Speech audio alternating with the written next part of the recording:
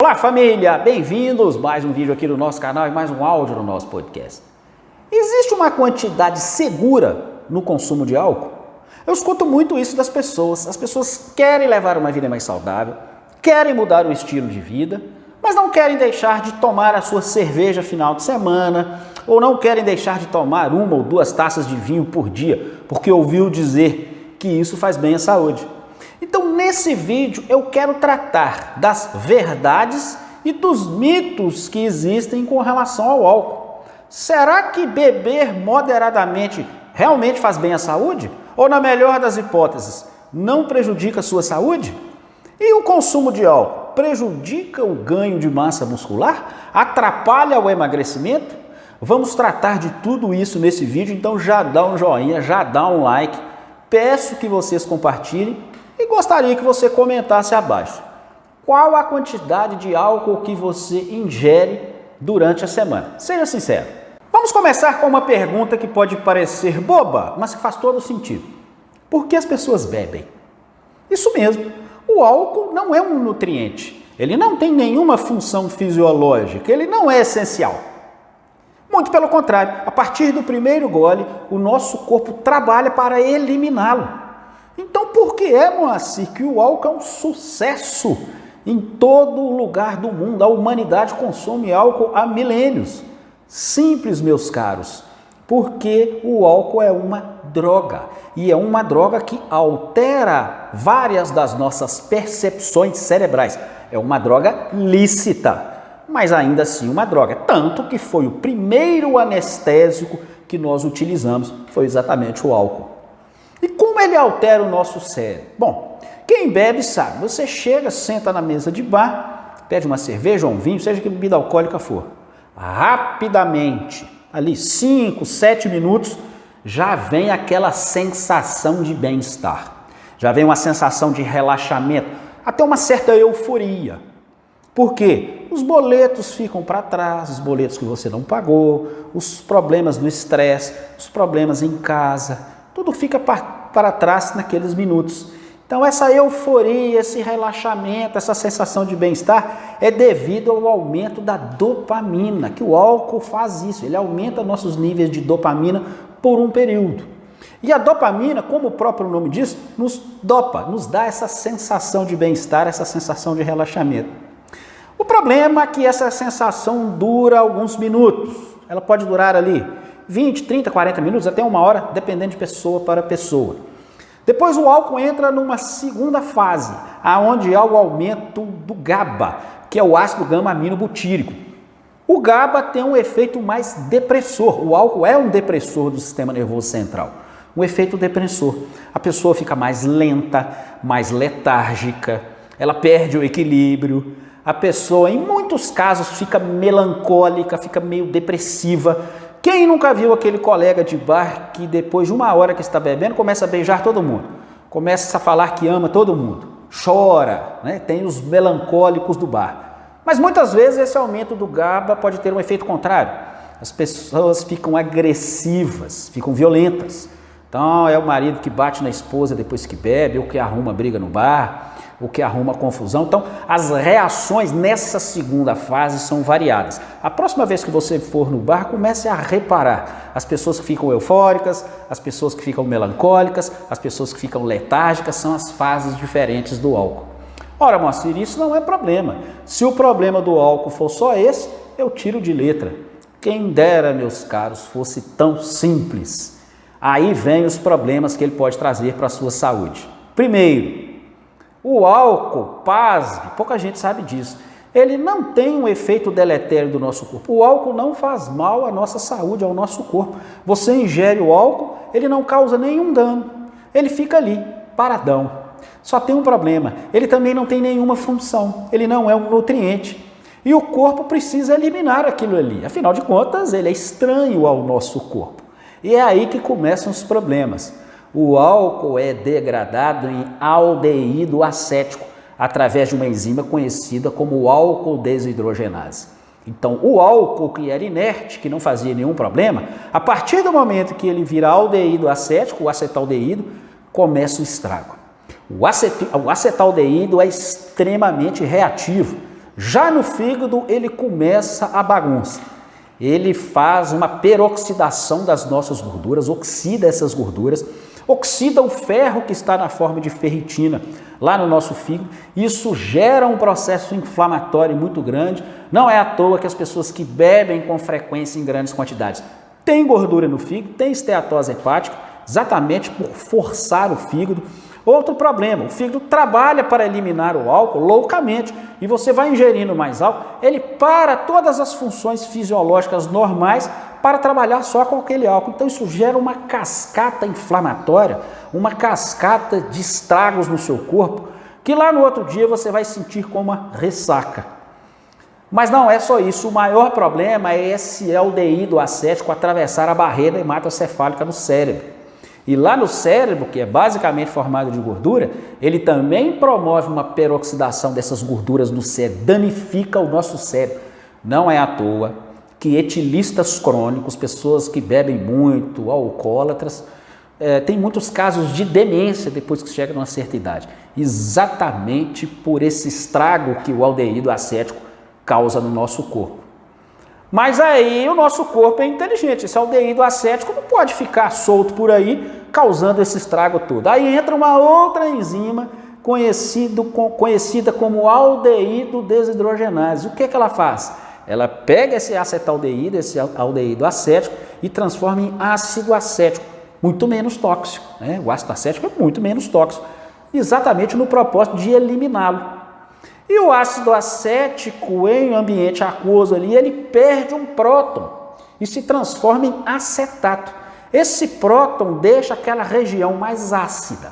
Olha o problema. E aí esse acetato se transforma em acetil-CoA, depois se transforma lá em ácido lático, que também num ambiente aquoso perde outro próton no sangue e deixa o nosso sangue mais ácido. Então esse ácido lático se transforma em lactato, perdendo um próton, deixando o nosso sangue mais ácido. Nós já falamos várias vezes aqui no canal como que acidificar o seu corpo pode ser ruim para a sua saúde, inclusive no desenvolvimento do câncer. Então olha só o tamanho do estrago que o álcool causa na sua cascata para ser eliminado. E um detalhe interessante, essas duas enzimas, tanto a álcool desidrogenase, que transforma em álcool em aldeído acético, como o aldeído desidrogenase, que transforma o aldeído acético em ácido acético, precisa de uma enzima conhecida como NAD. E essa enzima é codependente de niacina, que é a vitamina B3. Então é preciso grandes quantidades de vitamina B3 para promover toda essa cascata de eliminação do álcool. Daqui a pouco você vai ver como isso pode ser ruim para os seus hormônios. E é sobre isso que eu quero falar com você, os hormônios. A galera aí que quer ganhar massa muscular, que está buscando o emagrecimento, o álcool é péssimo para você, porque ele derruba seus níveis de testosterona. Por quê, Moacir? Porque a testosterona é produzida a partir do colesterol, pessoal. E o colesterol se transformar em testosterona precisa de quê? De NAD. Aquela enzima que precisa de vitamina B3, que está ocupada fazendo a degradação do álcool lá. E aí, a prioridade é eliminar o álcool. A sua produção de testosterona pode esperar. Então, o que acontece? O NAD está todo ocupado lá, ó, degradando o álcool. E fica prejudicado na produção de testosterona. Seus níveis de testosterona caem. Prejudica o ganho de massa muscular, prejudica a queima de gordura. E não é só isso, tá, pessoal? Níveis excessivos de álcool aumenta a prolactina. A prolactina inibe dois hormônios, o FSH e o LH, que é o hormônio luteinizante e o hormônio folículo estimulante. Esses dois hormônios produzidos na hipófise é que mandam a ordem lá para o testículo, para os ovários, para produzir testosterona. Então a sua testosterona fica comprometida duas vezes, porque falta NAD e porque tem excesso de prolactina. Então, quem está buscando performance, emagrecimento, quer ficar todo malhadinho, quer ficar fortinho, o álcool é uma bomba para você. Fora que ele inibe outro hormônio, que é o hormônio antidiurético, que impede que nós urinemos o tempo todo e você acaba desidratando. Por isso que quem bebe muito acaba fazendo muito xixi. né? Porque inibe o ADH, o hormônio antidiurético. Então, olha o tamanho do estrago, nós estamos nos hormônios ainda, hein? Olha o tamanho do estrago que o álcool causa para você. E outra questão, o álcool é um problema na regulação da metilação do nosso DNA. O que é metilação do DNA? O nosso DNA, ele é metilado, ele é bloqueado em alguns genes, existem alguns genes, por exemplo, existem alguns genes do nosso DNA que é para produzir câncer, mas esses genes estão metilados, estão bloqueados, eles não se manifestam. E existem algumas substâncias que reforçam essa metilação, como por exemplo a cúrcuma. Cúrcuma é um ótimo alimento porque metila nosso DNA. O álcool faz exatamente o contrário. Ele desregula essa metilação, aumenta em muito a chance de uma série de doenças, principalmente o câncer. Tá vendo, pessoal, o tamanho do problema que o álcool pode causar para você? E aí, Moacir, vem a pergunta, quantidades moderadas de álcool. Ah, mas eu bebo pouco, Moacir. Eu só vou beber final de semana, uma cervejinha, ou eu bebo todo dia, mas pouquinho, 2 taças de vinho. E aí, tá ok? Olha, pessoal, vou ser muito sincero com vocês. Tudo isso que nós falamos aqui, ele vai acontecer em qualquer quantidade de álcool. É claro que isso é dose dependente. Quanto mais você bebe, mais essa reação vai acontecer. A produção de acetaldeído, a diminuição de testosterona, o aumento de prolactina, a desmetilação do seu DNA, isso é dose dependente. Quanto mais você bebe, mais isso acontece. Mas isso acontece com qualquer quantidade de álcool, tá? Isso precisa ficar muito claro, qualquer quantidade de álcool. Então, eu recomendo que você tenha muita prudência quando for consumir álcool. Então, consuma a menor quantidade que você puder de álcool. Não quer dizer que você não precisa beber nunca mais.